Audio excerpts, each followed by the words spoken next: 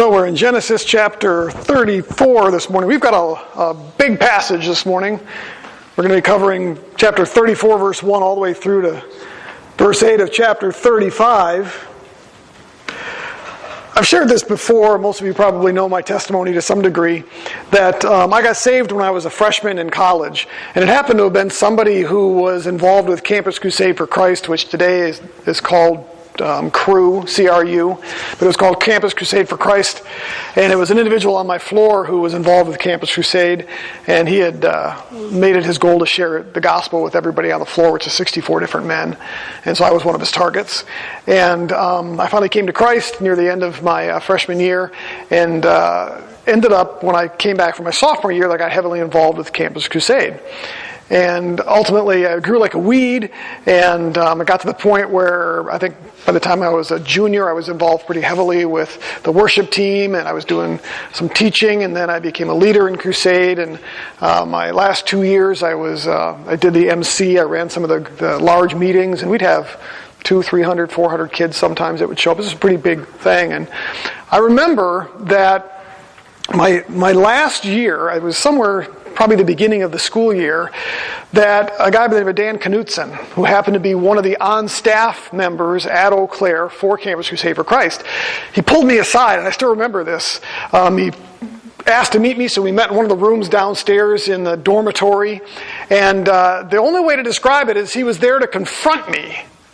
And I don't remember all the details, but I do remember him approaching me on my behavior, my attitude, and some other things. He saw some things in me that he personally wasn't very happy with. Now, it wasn't anything dire, it wasn't anything drastic. It was just, he was concerned for where I was at spiritually. And I do know that I was copying an attitude.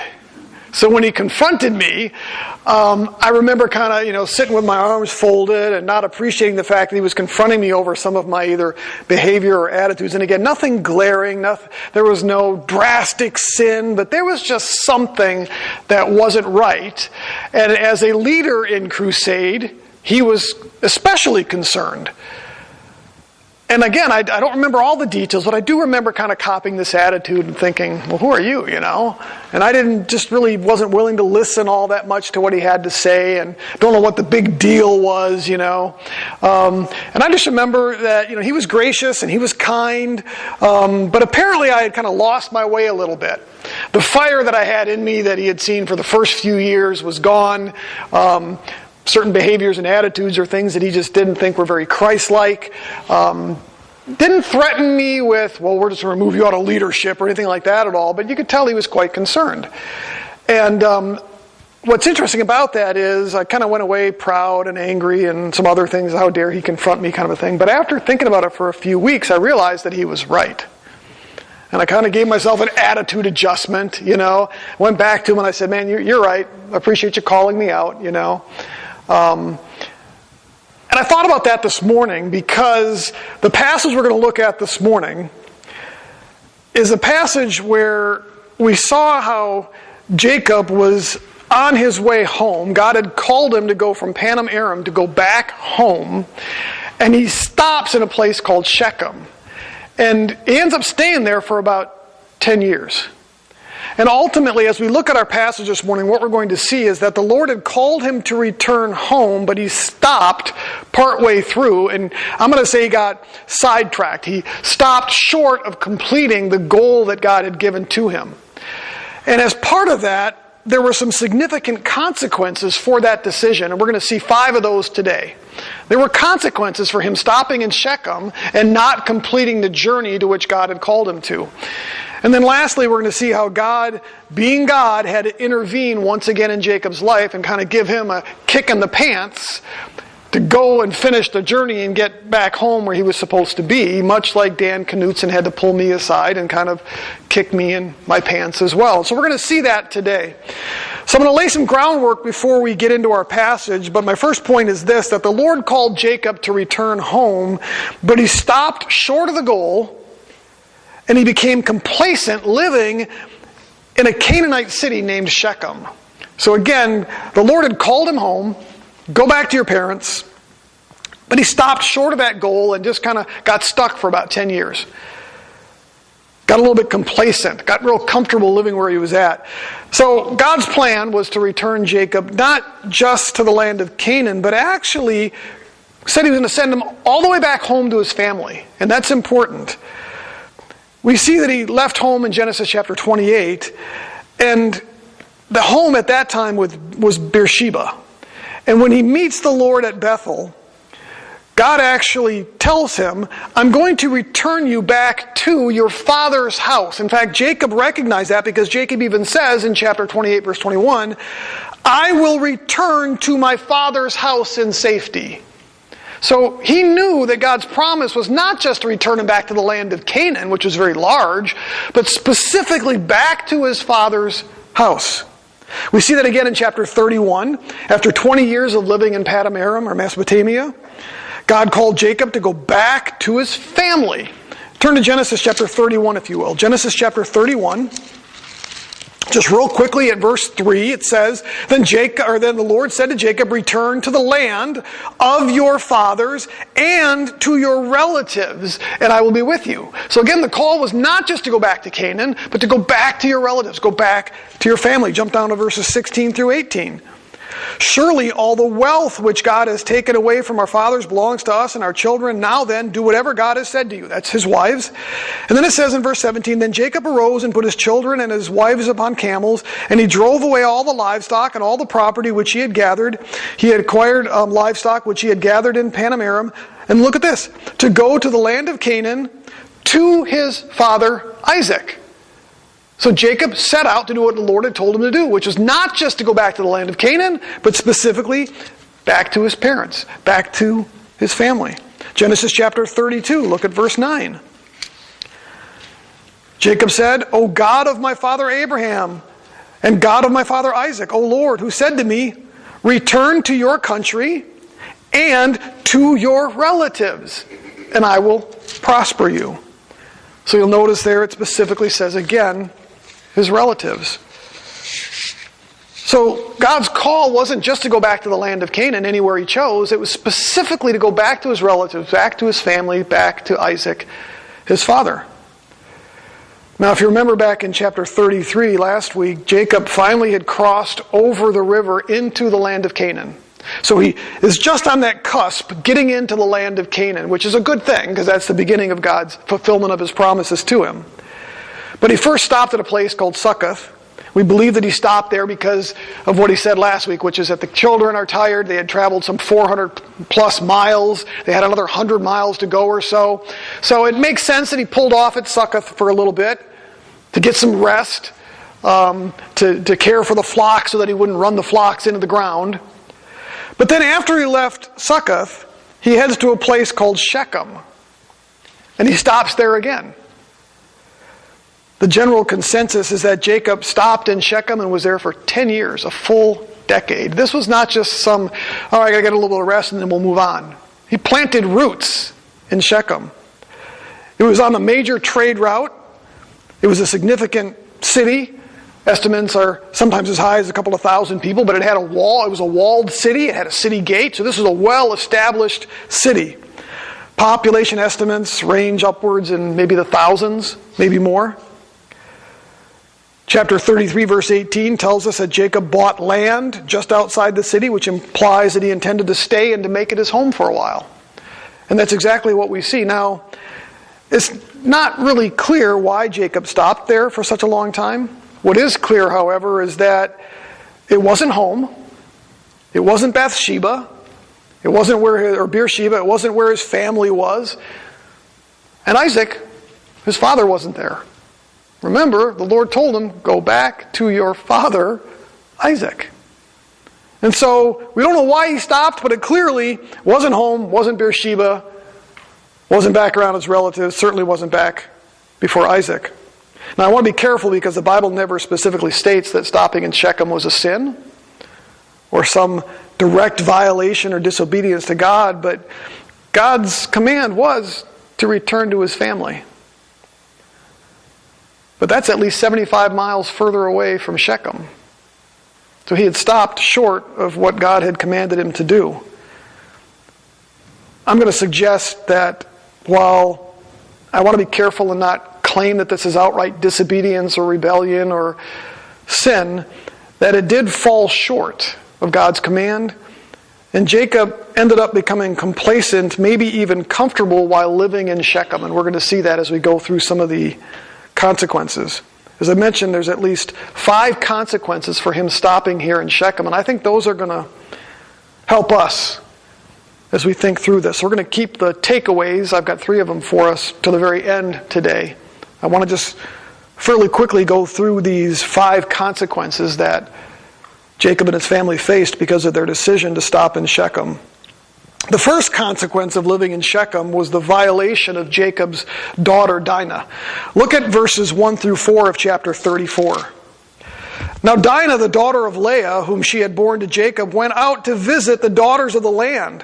When Shechem, the son of Hamor, saw the Hivite, the prince of the land, saw her, he took her and lay with her by force. He was deeply attracted to Dinah, the daughter of Jacob, and he loved the girl and spoke tenderly to her. So Shechem spoke to his father Hamor, saying, "Give me this young girl for a wife." So the first thing we see here is the violation of Jacob's daughter. That's the first consequence of stopping in Shechem. It's not exactly certain what is meant by Dinah going out to see the daughters of the land, but most agree that it reflects a curiosity. She wanted to go see how the other half lived, how the women of Canaan lived. Now you've got to remember that these are Hivites here. These were Canaanites, and the Scriptures never has anything good to say about the Canaanites in terms of their behavior, their immorality, their violence, and everything else. But it tells us here that she went out to see how they lived, or see the women in the land, and it shows a curiosity. Now this in no way suggests that she was responsible or to blame for what happened to her. Most people believe that she was probably about 13 years old at this time, and the reason for that is Joseph was born after her, and we know that later on in the passage he's taken off into captivity at 17. So they believe that about this time Dinah would have been about 13 years old, that she set out to go find out about these women in the land of Canaan. So there must have been something about these Canaanite women, their culture, that sparked her curiosity and caused her to leave the comfort and the protection and the safety of her home and wander out into this city, apparently all by herself. And while she was out about the city, she caught the eye of a very prominent individual. The city is named after him, Shechem. It says that he saw her and he took her and he lay with her by force. Other translations say that he violated her, sexually assaulted her, humiliated her. Some even say that he raped her. And that's the implication here, that he took advantage of her.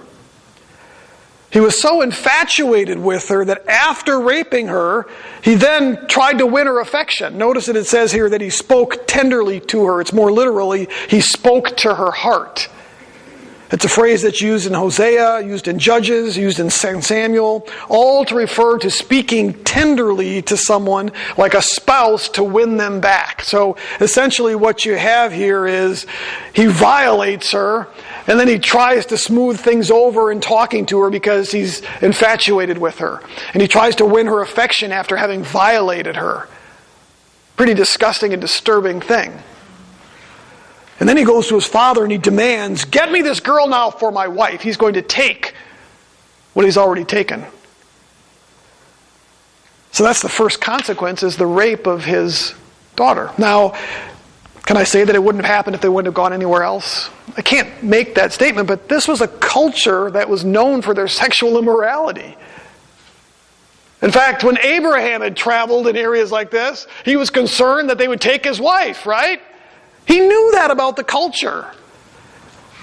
And so the first consequence of getting comfortable in Shechem was what we see here. The second consequence of living in Shechem was what I'm going to call Jacob's reticence. Look at verses 5 through 7 of chapter 34. Look at what happened, how he responds to this. Now Jacob heard that he had defiled Dinah his daughter. But his sons were with his livestock in the field, so Jacob kept silent until they came in. Then Hamor, the father of Shechem, went out to speak with him. Now the sons of Jacob came in from the field when they heard it, and the men were grieved, and they were very angry because he had done a disgraceful thing in Israel by lying with Jacob's daughter. For such a thing ought not to be done. Reticence refers to being inclined to remain silent, and that certainly describes Jacob here. In fact, Jacob's silence after learning of Dinah's rape is both deafening and shocking here. Verse 5 tells us that when he learned of the rape of his daughter, he kept silent. And it says he kept silent until his sons came in from the field. Well, what's interesting is you notice what happens before that? It says that before the sons came in from the field, Hamor, the father of Shechem, came to Jacob. And then it says that Jacob's son came in from the field when they had heard about this. So they hadn't heard about this from Jacob. Jacob, this whole time, has remained silent. And in fact, what's interesting about this is we're going to see in the next section, the next consequence, that this conversation that takes place between Hamor and Shechem and then Jacob and the sons, he says nothing. He doesn't speak until much later. Now, maybe he did say something there, but the text doesn't describe it. And I think there's a reason for that. Because the author is trying to emphasize that Jacob stayed silent. In fact, his sons are the ones that do something about this. And so the second consequence of living in Shechem was that Jacob responded with silence. He was reticent to do anything. What happened to Jacob while living in Shechem that so deadened his sense of justice that he refused to speak out when his daughter was raped? And maybe I'm overstating it, but think about this for a minute. Jacob did not keep silent when Laban deceived him over Leah and Rachel. He confronted him. He spoke up. He didn't keep silent when Rachel unfairly accused him of not giving her a baby. In fact, he laid into her. He didn't keep silent when Laban's sons accused him of wrongdoing with Laban's flocks, or when Laban confronted him, or when Laban tried to rip him off by changing his wages. Jacob didn't keep silent, he confronted him. He didn't keep quiet when Laban chased him down after leaving the land and stealing his idols. Jacob never seemed to have a problem confronting anybody that wronged him, but when his daughter was raped, for some reason, he stayed silent. I'm trying not to disparage him too much here, but it's clear in the text the emphasis is on the fact that he stayed silent. And I believe it's because he had become comfortable and complacent living in Shechem around the Canaanites. There may have been an element of being concerned to speak out. After all, Hamor and Shechem were probably the king and the prince. They were the leaders. Maybe he didn't want the confrontation with them. I don't know. But definitely, there was a consequence for living in Shechem that led to his silence.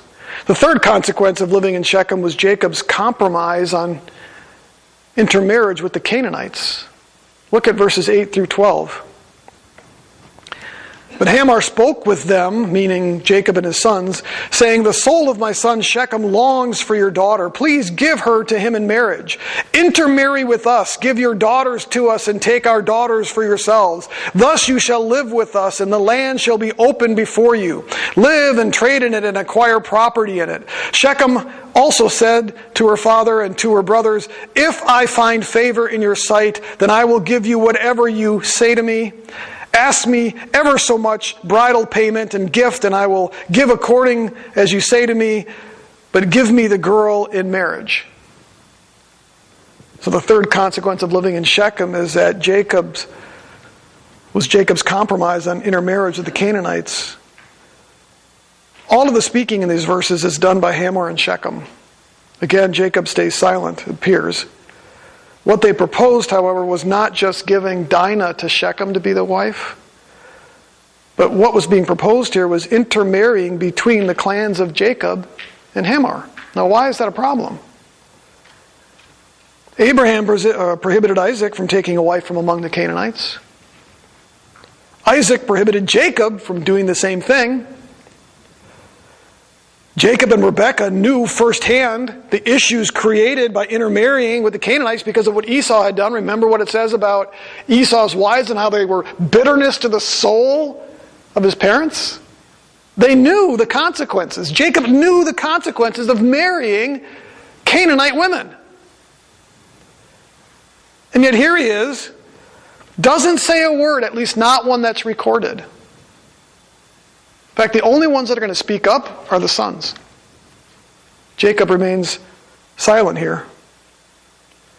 Again, it wasn't just the taking of the daughter, but the idea of intermarrying. In other words, give us your daughters, we'll give you our sons, we'll all intermarry, we'll all live happily ever after. It stands in stark contrast to what Abraham and Isaac had said to their children. Don't marry Canaanite women.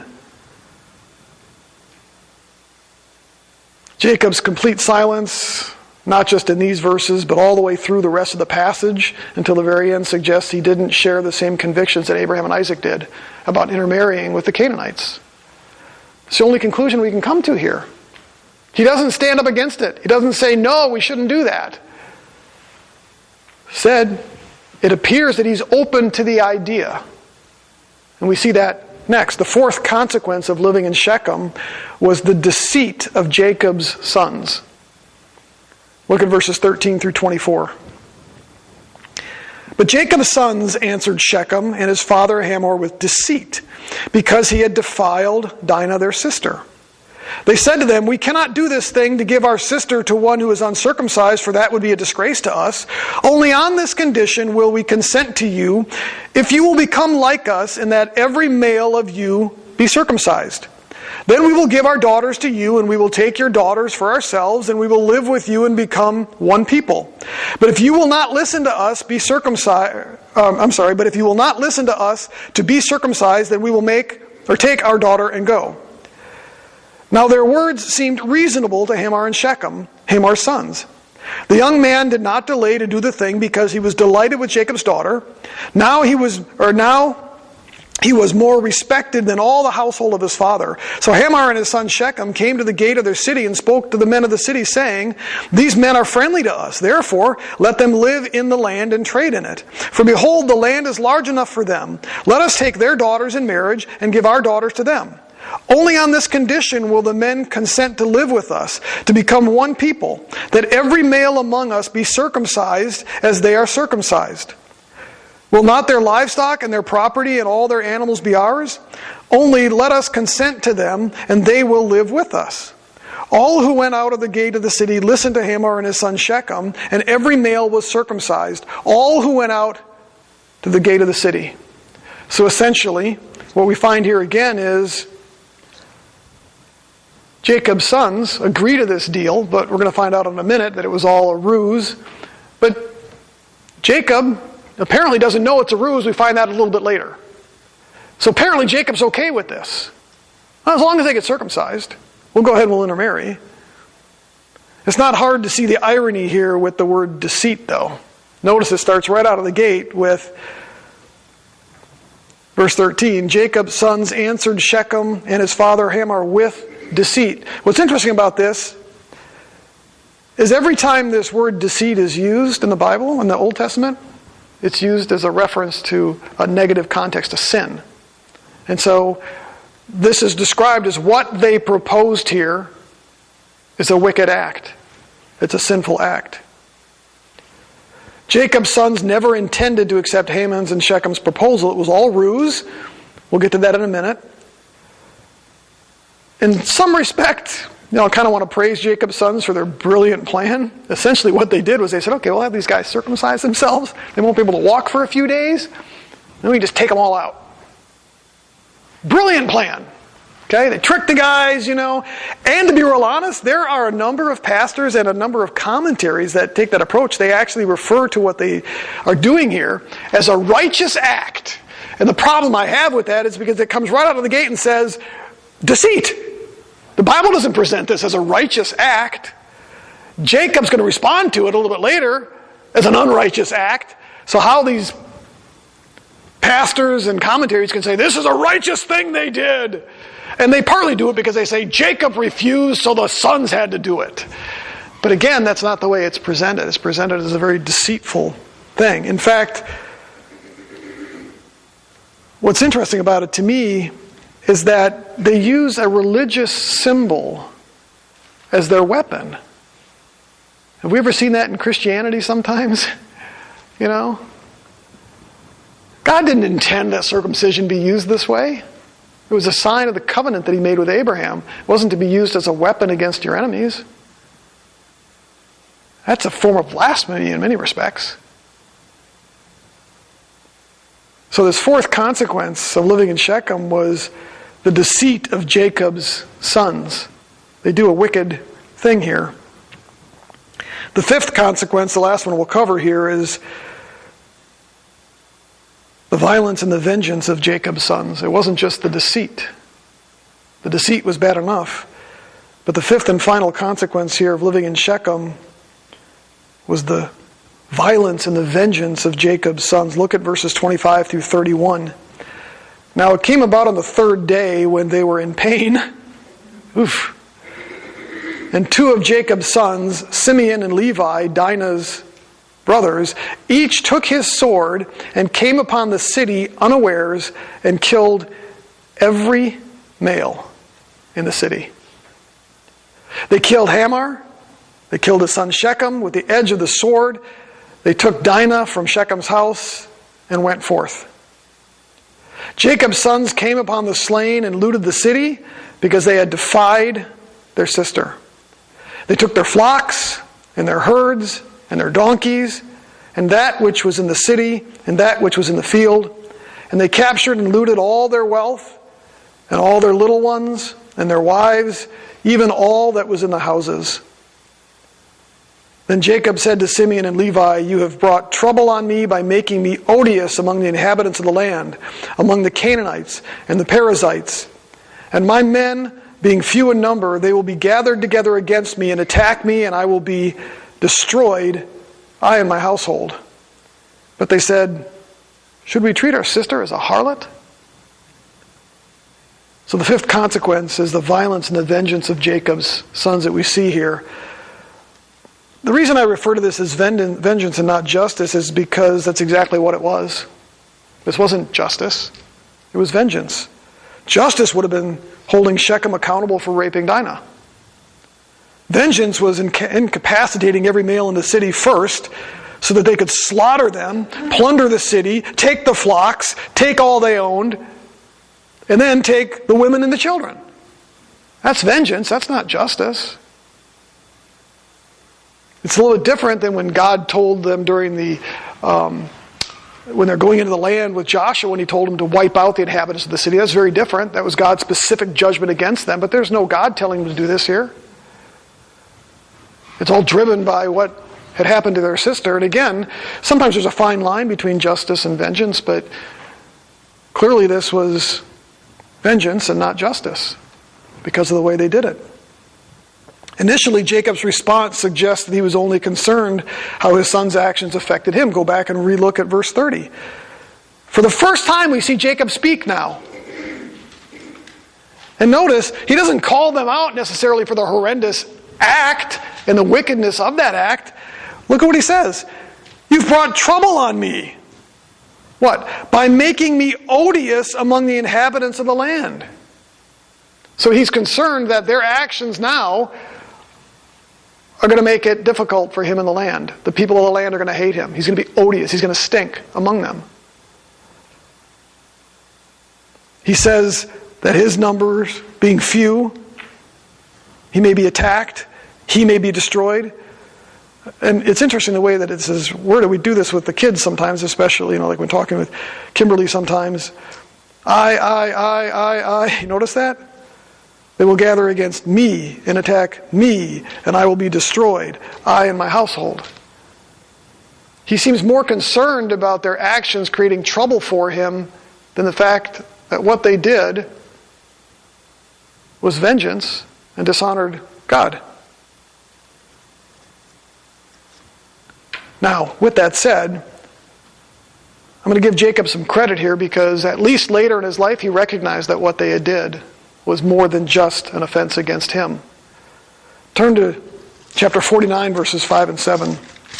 At the end of his life, Jacob goes to bless his children, and he gives them I wouldn't say bless, but he pronounces something about them. Sometimes it was a blessing, sometimes a curse.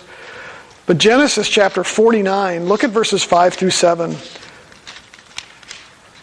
Look at what he says about these two individuals, these two sons, and their behavior. Jump down to verses 5. Let me get there real quick here. Simeon and Levi are the ones that primarily committed this act. So he's talking to his sons here, and he's again pronouncing something about each one of his sons. And so he gets to verse 5 and he says, Simeon and Levi are brothers. Their swords are implements of violence. Let my soul not enter into their counsel. Let not my glory be united with their assembly. Because in their anger they slew men, and in their self-will they lamed oxen. Cursed be their anger, for it is fierce, and their wrath, for it is cruel. I will disperse them in Jacob and scatter them in Israel. That's a curse. Notice he calls them out for their violence, their anger, calls them self-willed, refers to their actions as wrath and cruel. He prayed that their soul would not enter into his counsel, that his glory would not be united in their assembly, it says. He even cursed them, saying that their descendants would be dispersed and scattered among Israel, which is rather interesting because the tribe of Levi didn't receive their own allotment of land, did they? And not only that, but Simeon, the tribe of Simeon, was actually engulfed and incorporated into Israel later. So exactly what Jacob had prophesied here came true. The tribes were ultimately punished for these actions. So we find that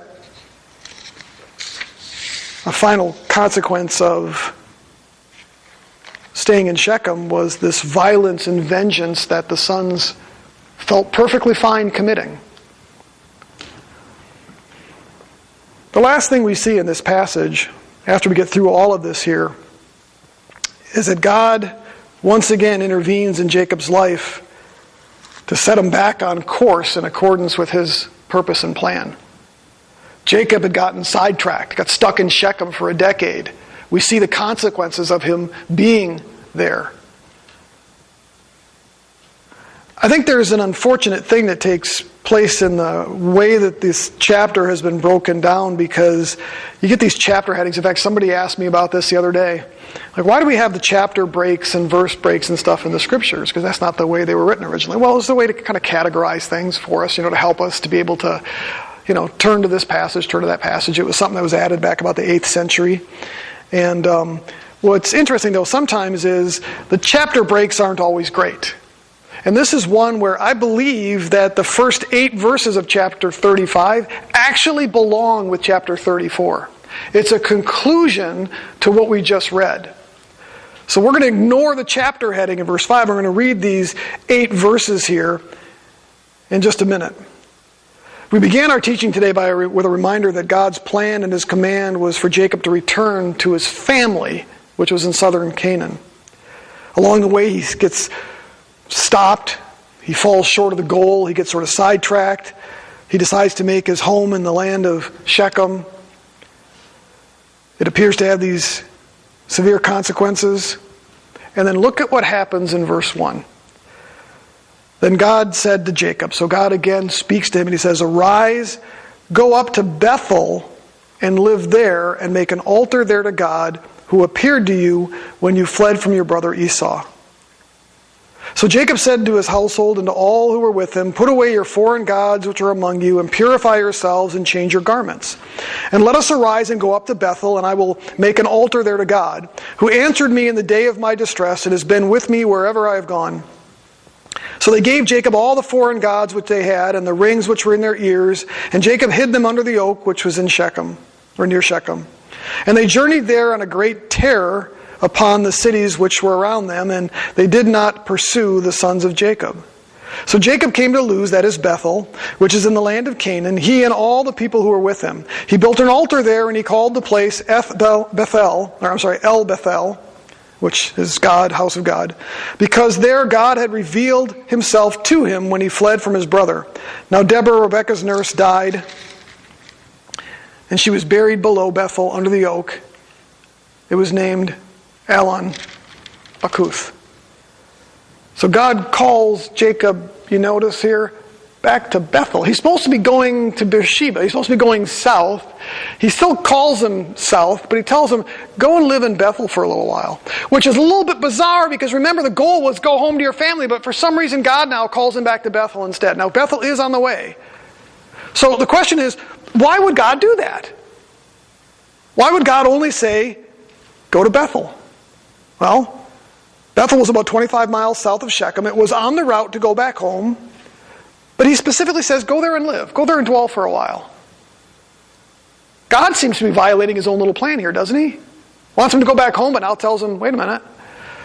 Well, the reason God sent him to Bethel was to make an altar to God, is what it says. Building an altar had one purpose. And that one purpose was worship. And that's at the core of these 8 verses here. Verse 1 begins with the command to go to Bethel and make an altar to God. Verse 3, Jacob acknowledges that he was going to Bethel to make an altar to God. Verse 7, it says when he arrived in Bethel, he built an altar to God. Remember we were talking about the repetition of words? All 3 of these references to the altar imply that God was calling Jacob to go back to Bethel to worship him. That I think is significant. Why Bethel? What was so important about Bethel? Well, one reason was because Bethel was where God first met Jacob. That's where he first appeared to him. In fact, it even tells us that right here in chapter 1. Then God said to Jacob, arise, go up to Bethel and live there and make an altar there to God who appeared to you when you fled from your brother Esau. Verse 2, so Jacob said to his household and all who are with him, put away your foreign gods which are among you, and purify yourselves, and change your garments. Let us arise and go up to Bethel, and I will make an altar there to God, who answered me in the day of my distress. Bethel was important to Jacob because that's where God had first appeared to him and first made the promises to him. The second reason was that Jacob's household was involved with idolatry. Look at this. It says here that he tells them to put away their foreign gods, take off their jewelry that they were wearing. They had been involved with idolatry, likely in part because they were living in an idolatrous place, living among the Canaanites. Now, that's probably not the only reason. We know that when they left Mesopotamia and took some of Laban's gods, but as we had mentioned, it was likely the teraphim were probably used to worship Yahweh. This is something probably different here. Jacob recognizes that they were idol worshippers, and he tells them, put away all those idols. We have to go back. We're going to worship God. Put away the idols. We'll return where God first appeared to me. A third reason, and we won't see this until next week, was that God is going to appear to him again at Bethel. I also have to remember that Bethel was important because that's where Abraham had worshipped God as well. That's an important place. It's called the house of God for a reason.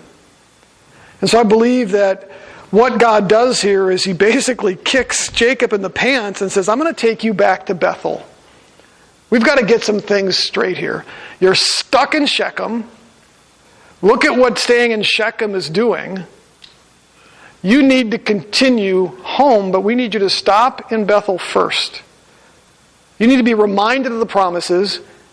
You need to be reminded of who owns you in some respects.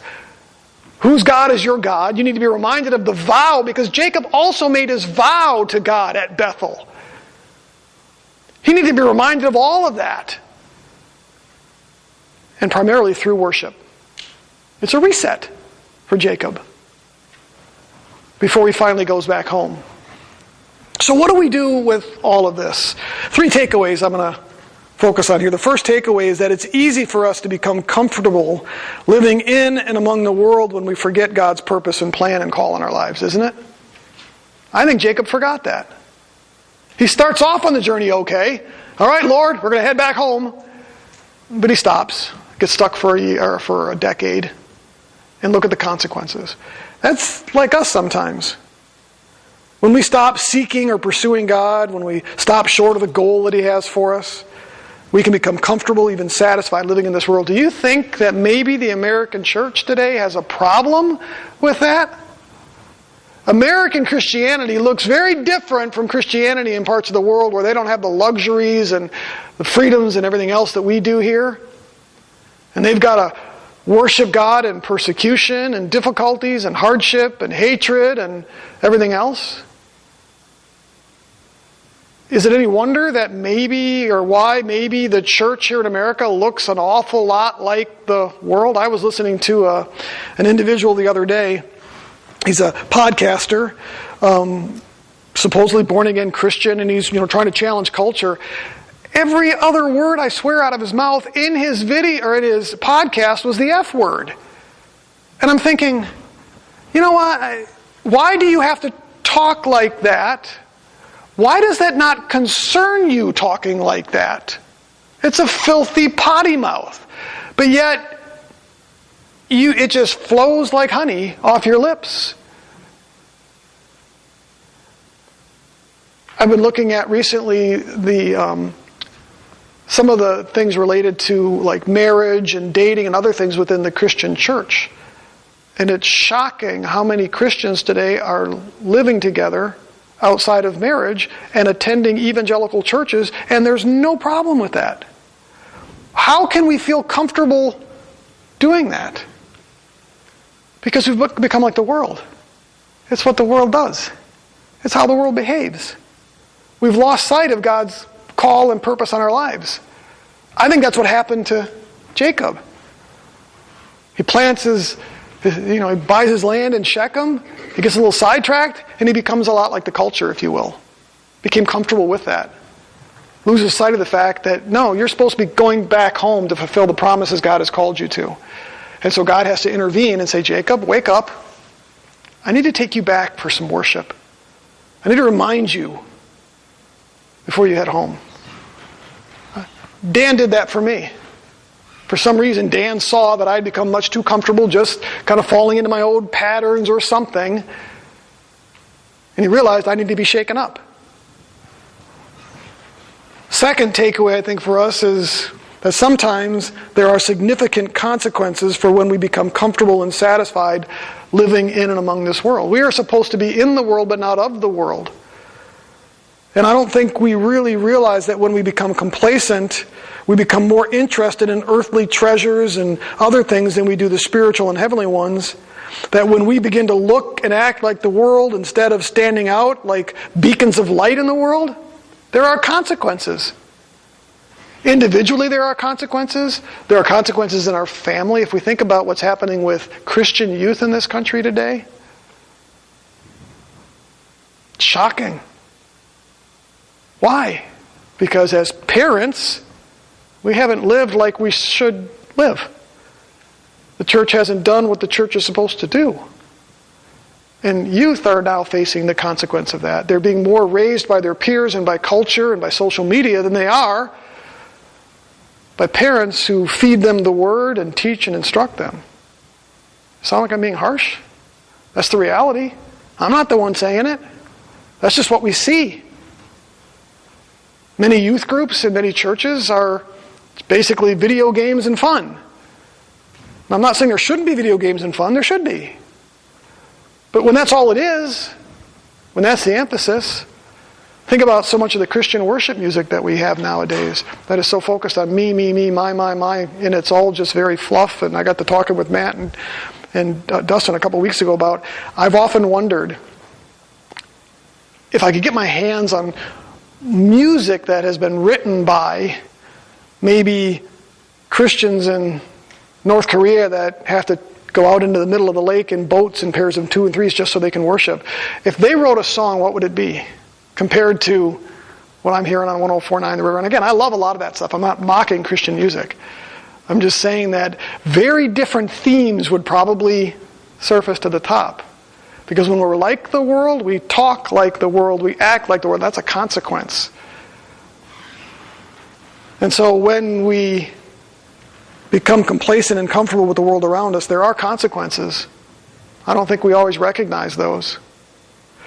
The third takeaway is that sometimes God has to intervene.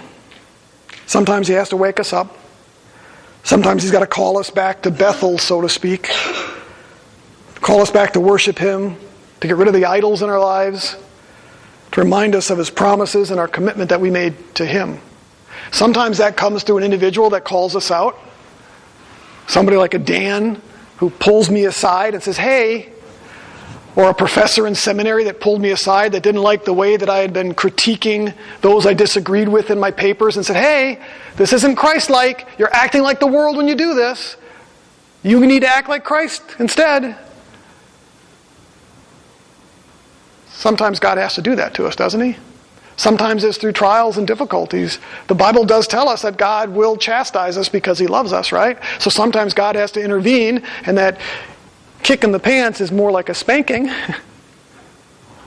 But He does it because He loves us. He wants to call us back to genuine worship of Him, and to remind us of the commitment and the vow that we've made to Him. I think there's some great lessons in this for us as we look at that. It's clear, at least to me in this text, that while Jacob may not have been deliberately setting out to sin or to violate or to not follow God's plan, he got sidetracked. Maybe he just stopped in Shechem because they needed a rest, but he kind of got stuck there for a decade. And his family paid the consequences. And God finally had to intervene and say, no, come on. We need to get you moving again. But instead of just saying, go home and do it, go back to it. Instead he says, let's go back to Bethel, where I can remind you of the promises I made to you and the vow you made to me, and engage you in worship. That's a pretty amazing thing, isn't it?